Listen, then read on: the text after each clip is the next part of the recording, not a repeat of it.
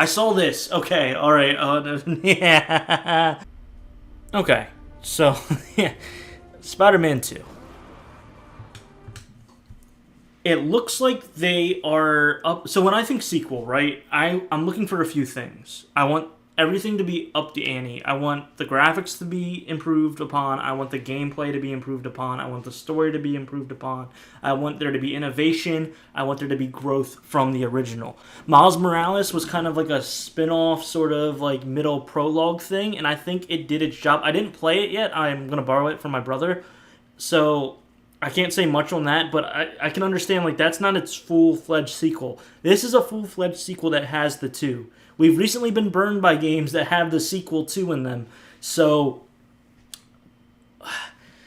it's interesting because they showed both presentation and also gameplay, which is what I had as criteria to rate this presentation as a win or a lose for all of these games.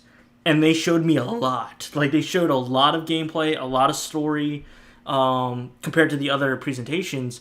But I was kind of bored. There was moments where I'm sitting there and I'm like, we've done this before in Spider-Man 1.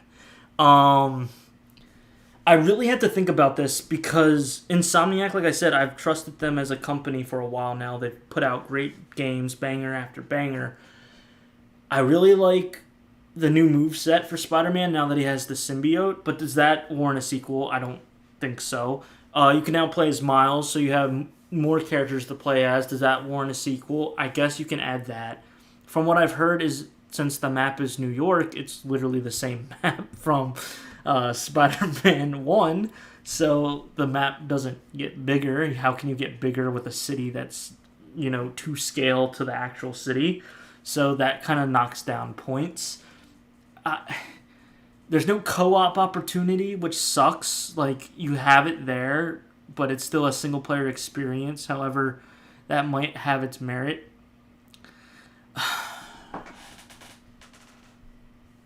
I don't know. I'm a big Spider-Man 1 fan. I played it more so for the story than the gameplay. It is very Arkham-based. There were parts of this that were super hype and parts of this that were super boring. And I'm really torn if I'm going to give it a win or a lose. Because right now I'm basing it off of, does it deserve to even be a sequel from what we saw? And what we saw was QuickTime events, scripted events, going through wreckage, crawling through wreckage, doing takedowns.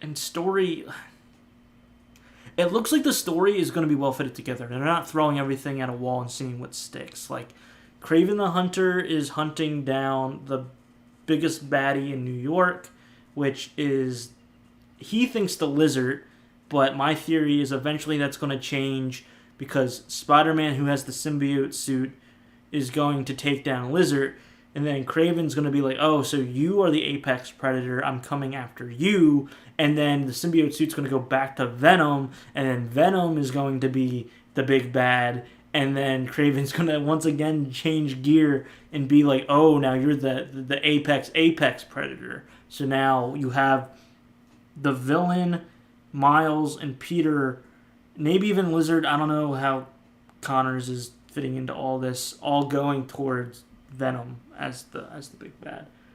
So if that's what they're setting up, that's really smart. It's really good. It's not just random stuff happening on screen. Do I give it? I'm going to give it a win. I am excited for it. I think that it has potential to be amazing. I am still going to sit on the fence about this one because, like I said, I really want sequels to go big or go home. I think the consumer, the fans deserve it. And that's what I have to say.